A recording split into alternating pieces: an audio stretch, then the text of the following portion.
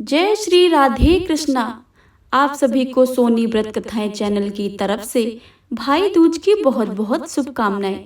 आज आप सभी के लिए लेकर आए हैं भाई दूज के पावन पर्व पर पौराणिक 3 कथाएं।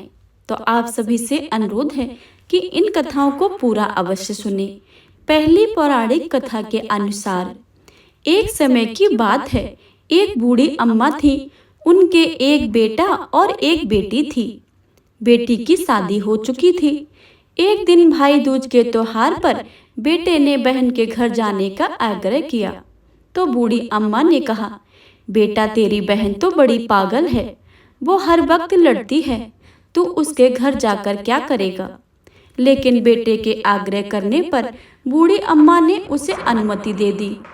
अपनी भाई बहन से मिलने के लिए घर से निकलता है। रास्ते में उसे नदी मिलती है। नदी कहती है कि मैं तेरा काल हूँ, मैं तुझे डुबाऊंगी। तब भाई कहता है, मैं कई साल बाद अपनी बहन से मिलने जा रहा हूँ, उसे मिलके आने दो, फिर वापस आते तुम मुझे डुबा देना। तो नदी मान जाती है और उसे रास्ता दे देती है। थोड़ा आगे बढ़ता है तो रास्ते में उसे एक सर्प मिलता है। सर्प कहता है कि मैं तुझे ढसूंगा। तब भाई कहता है, पहले मुझे अपनी बहन से मिलकर टीका लगवा देने दो, तब मुझको ढस लेना। सर्प भी उसे रास्ता दे देता है। अब वह आगे बढ़ता है। आगे जंगल में उसे एक शेर मिलता है। शेर कहता है कि मैं तुझे खाऊंगा। तो भाई उसे भी कहता है, मैं पहले अपनी बहन से मिलकर टीका लगवा लूं, फिर लौटते समय तुम मुझे खा लेना। शेर भी उसे रास्ता दे देता है। अब भाई बहन के घर पहुंचता है और आवाज लगाता है, देख बहन, 7 कोस दूर से तिलक करवाने तेरा भाई आया है। बहन उस वक्त सूत काट रही थी। तब उसका सूत बीच में ही टूट जाता है। ये मानता है कि यदि सूत काटते वक्त सूत बीच में ही टूट जाए तो जिस बहन के इकलौता भाई होता है वो तब तक बोलती नहीं है जब तक सूत पुनः जुड़ नहीं जाता है। भाई बाहर से पुनः आवाज लगाता है। भाई की आवाज सुन जब बहना जवाब नहीं देती तो भाई मन में सोचता है कि मुझ गरीब से मेरी बहन बात भी नहीं करना चाहती। माँ सही कहती थी, मुझे नहीं आना चाहिए था। ये सोचकर वह वापस जाने लगा। इतने में बहन का सूत पुनः जुड़ गया और वह भाई को आवाज देती हुई उसकी तरफ दौड़ी और उसे बात ना कर पाने का कारण बताती है। फिर प्यार से और स्नेह से उसे घर में ले जाती है। अब वह अपनी सहेली पड़ोसन के घर जाती है और उससे पूछती है, सहेली, कोई जान से प्यारा मेहमान आए तो क्या करना चाहिए। पड़ोसन मजाक में कह देती है, तेल से चौका लगाना चाहिए और घी में चावल पकाने चाहिए। भोली बहन पड़ोसन का मजाक समझ नहीं पाती और वैसा ही करती है। अब ना तो चौका सूखता है और ना ही चावल सींचते हैं। इधर भूखा भाई उससे कहता है, बहन भूख लगी है, खाना परोस दो। जब बहन बोली, भाई आज तो ना चावल सिज रहे हैं और ना ही चौका सूख रहा है। भाई ने पूछा, कैसे तूने चौका लगाया है और कैसे तूने चावल चढ़ाए हैं। बहन बोली, मेरी सहेली पड़ोसन से पूछा था, उसने कहा कि जान से प्यारा मेहमान आए तो तेल का चौका लगाना चाहिए और घी व चावल चढ़ाने चाहिए। भाई बोला, अरे मेरी भोली बहन, कभी तेल का चौका सूखा है और कभी घी में चावल पके हैं। तू पानी का चौका लगा और पानी से ही चावल चढ़ा। फिर वह ऐसा ही करती है। जब चौका सूख जाता है और चावल पक जाते हैं तब उसमें घी और शक्कर डालकर भाई को भोजन कराती है। फिर उसे तिलक करती है। कई दिन बीत जाते हैं। एक दिन भाई बोला, बहन अब मैं घर वापस जाऊंगा, माँ अकेली है।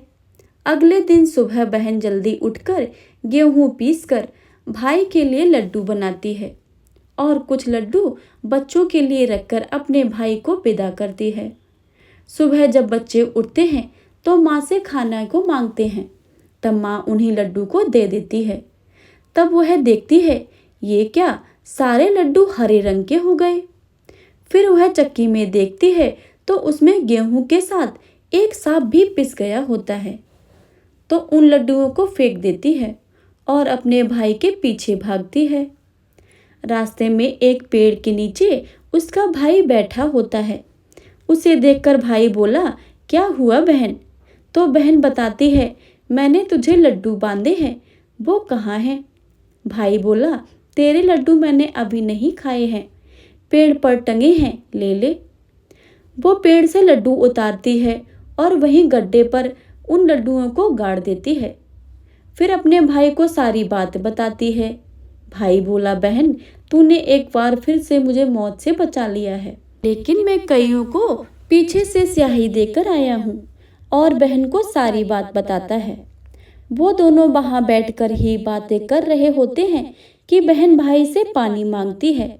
भाई बोला, थोड़ी दूर एक तालाब है, वहां से मैं पानी लेकर आता हूँ। बहन बोली, मैं खुद जाती हूँ और पानी पीकर वापस आती हूँ। वो पानी लेने तालाब पर पहुँचती है तो देखती है कि वहाँ एक बुढ़िया बैठी है जो उसके पास आकर पूछती है, माँ तुम यहाँ क्यों बैठी हो? तब वह बुढ़िया कहती हो कि मैं विधाता हूँ, एक भाई के बहन की तात गढ़ रही हूँ। तब वह पूछती है, माता वो भाई कौन है? विधाता कहती हैं कि एक भाई जिसके प्यार में उसकी बहन ने सांप की हत्या कर दी है। बहन सोचती है ये तो मेरा ही भाई है। वह घबरा जाती है और विधाता से पूछती है, माता उस भाई को इस श्राप से बचाने के लिए क्या करना होगा? विधाता उसे बताती हैं कि उसकी एक बहन है, जब वह उसे गालियां दे और उसकी शादी होने तक यदि वह हर घात को टाल देती है तो उसका भाई बच सकता है। बहन तुरंत अपने भाई के पास जाकर उससे कहती है, भाई मैं तुझे माँ के घर छोड़ने चलूंगी, लेकिन रुक, मैं अभी आती हूँ। और वो शेर के लिए मांस, सांप के लिए दूध और नदी के लिए ऊँटनी लाती है और दोनों भाई बहन आगे बढ़ते हैं। रास्ते में उन्हें पहले शेर मिलता है। जैसे ही वो भाई को खाने के लिए आगे बढ़ता है, बहन उसके आगे मांस का टुकड़ा डाल देती है। शेर मांस के टुकड़ों को खाने लग जाता है और दोनों भाई बहन आगे चलते हैं। आगे उन्हें सांप मिलता है। जैसे ही उसे सांप डसने के लिए आगे आता है, बहन सांप के आगे दूध का प्याला रख देती है। सांप दूध पीने के लगता है। जब वह दोनों आगे चलते हैं, रास्ते में उसे नदी मिलती है जो भाई को डुबाने के लिए तैयार रहती है और वह नदी को ओढ़नी उड़ा देती है। खुश होकर नदी रास्ता दे देती है। अब वह दोनों भाई बहन आगे बढ़ते हैं और अपने घर पहुंच जाते हैं। बेटी को देखकर माँ खुश हो जाती है, पर बहन उसी समय भाई को गाली देने लगती है। तब माँ बेटे से कहती है, इस पागल बहन को क्यों ले आया है?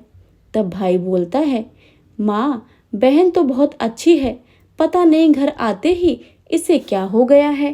थोड़े दिनों में ही भाई का रिश्ता आया। तब सब कहते हैं, बहन पागल तो है पर भाग्यवान है। जब वह ससुराल वाले सगाई की मिठाई लाते हैं तो बहन कहती है, इसकी मिठाई क्यों बांटते हो, पहले मेरी बांटो। कई बड़े बुजुर्ग बोले, इसे भी भाई के साथ बैठा दो।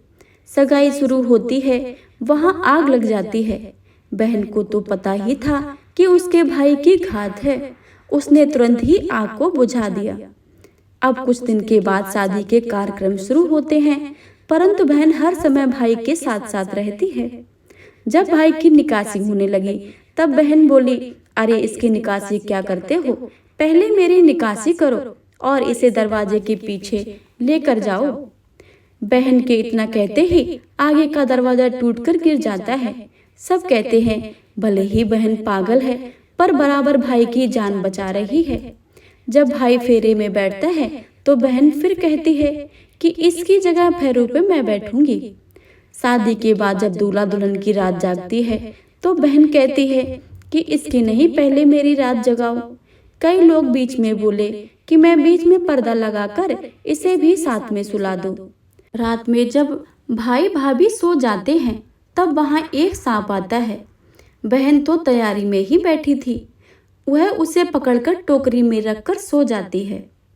आज वह कई दिनों से निश्चिंत होकर सोती है।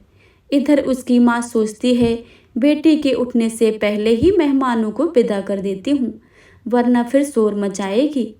जब बेटी उठकर देखती है घर में कोई नहीं दिखता है, तो माँ से पूछती है, माँ सब मेहमान कहाँ चले गए हैं? तब माँ कहती है, बेटा सब मेहमानों को विदा कर दिया है। तब बेटी कहती है, माँ सब मेहमानों को वापस बुलाओ, तभी मैं विदा होऊंगी। उसके कहने के अनुसार माँ सभी मेहमानों को वापस बुलाती है। तब वह माँ से कहती है, माँ आज के दिन के लिए पागल ही से हो गई थी।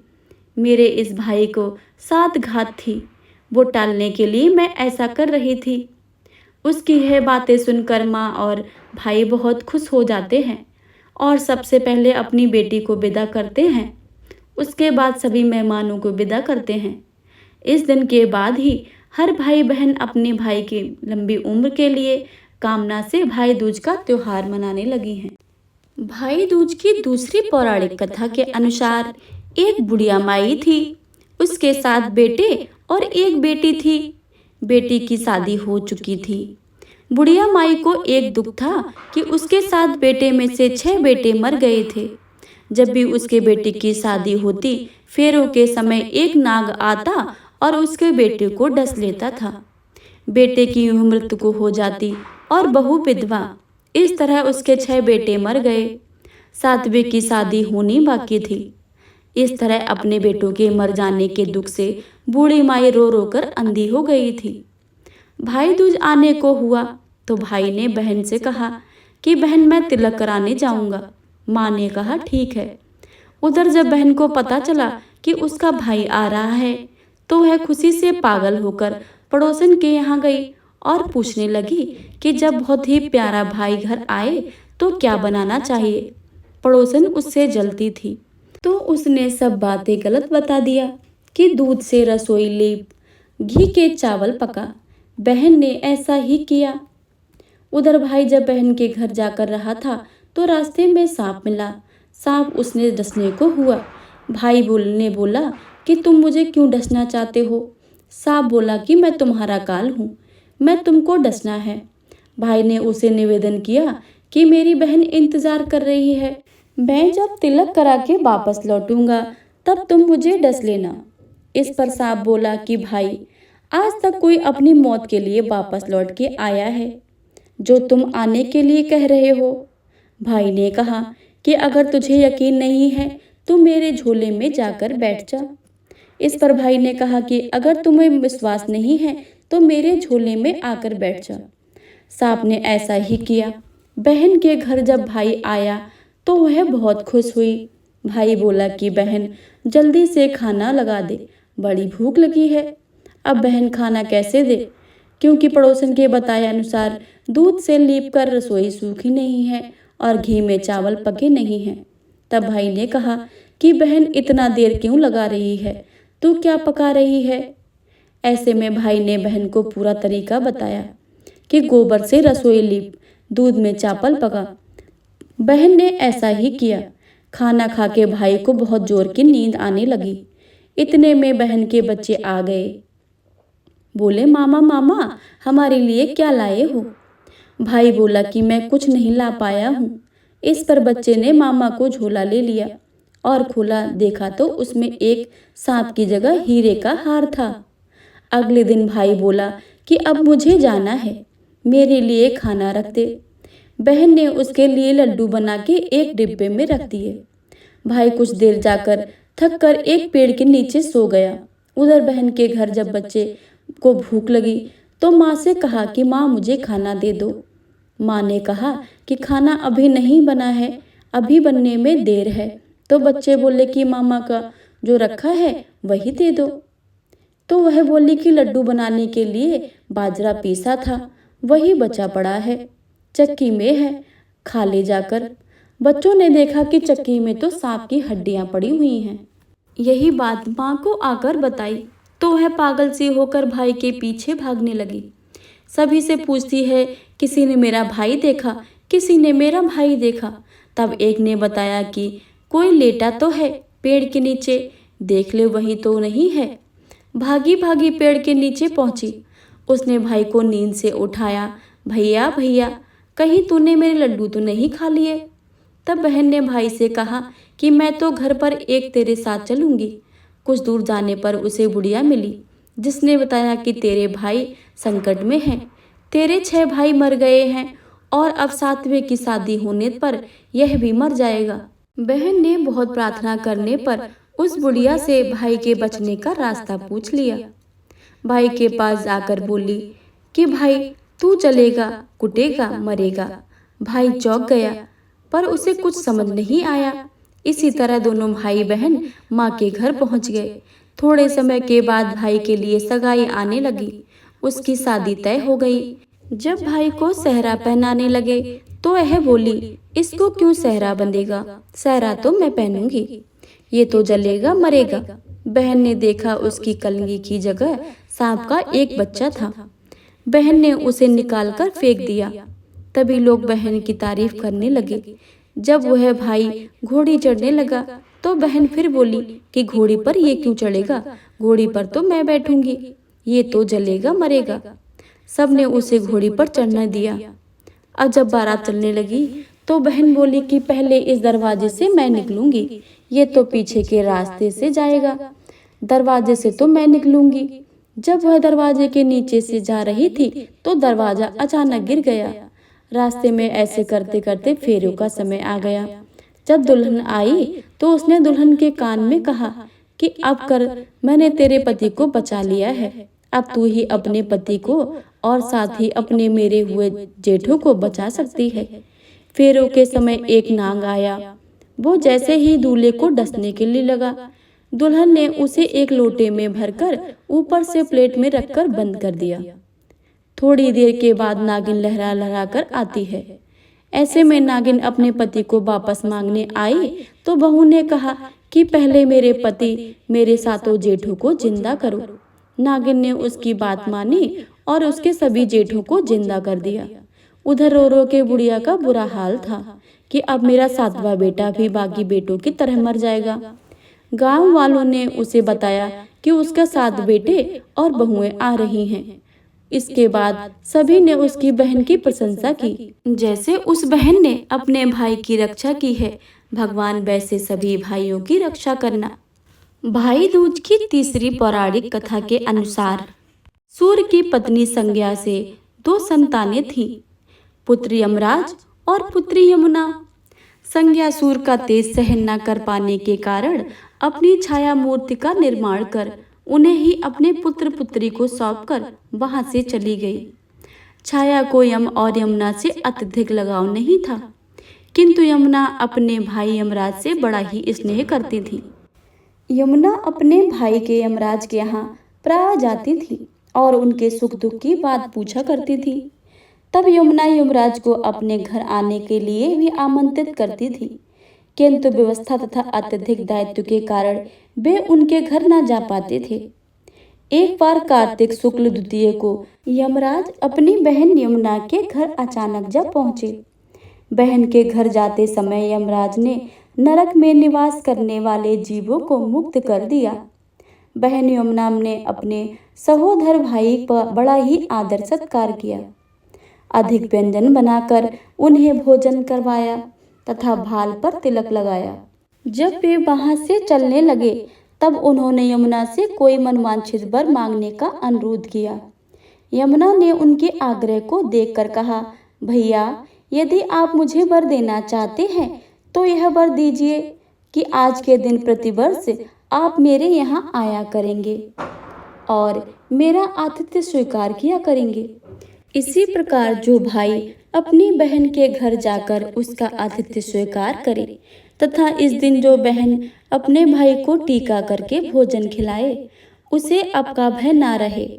इसी के साथ उन्होंने यह भी वरदान दिया कि यदि इस दिन भाई बहन यमुना नदी में डुबकी लगाएंगे तो वे यमराज के प्रकोप से बचे रहेंगे।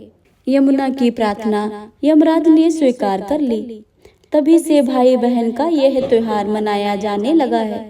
भैया दूज त्योहार का मुख्य उद्देश्य भाई बहन के मध्य सद्भावना तथा एक दूसरे के लिए निष्कपट प्रेम को प्रोत्साहित करना है। भैया दूज के दिन ही 5 दिनों तक चलने वाले दीपावली उत्सव का समापन भी हो जाता है। इस दिन अगर अपनी बहन ना हो तो ममेरी, फुफेरी या मौसेरी बहनों को उपहार देकर ईश्वर का आशीर्वाद प्राप्त कर सकते हैं। जो पुरुष यम द्वितीय को बहन के हाथ का खाना खाता है उसे धर्म, धन, अर्थ, आयुष और विविध प्रकार के सुख मिलते हैं। साथ ही यम देवता यम द्वितीय के दिन शाम को घर में बत्ती जलाने से पहले घर में आकर 4 बत्तियों से युक्त दीपक जलाकर दीपदान करना भी फलदायी होता है। हे यमराज देव, जैसे आपने अपनी बहन को वरदान दिया है वैसे ही सभी भाई के बहनों को वरदान देना। इस कथा को कहने वाले, सुनने वाले तथा हुंकार भरने वाले सभी बहनों और भाइयों पर अपनी कृपा को बनाए रखना। तो प्रेम से बोले यम देवता की जय, यमुना मैया की जय। प्रिय श्रोताओं, तो यह थी आज की कथा। अगर आपको यह वीडियो पसंद आए तो वीडियो को लाइक और चैनल को सब्सक्राइब करना बिल्कुल भी मत भूलिएगा। और कमेंट बॉक्स में अपने अपने भाइयों के लिए यमराज और यमुना मैया की जय लिखना बिल्कुल भी मत भूलिएगा।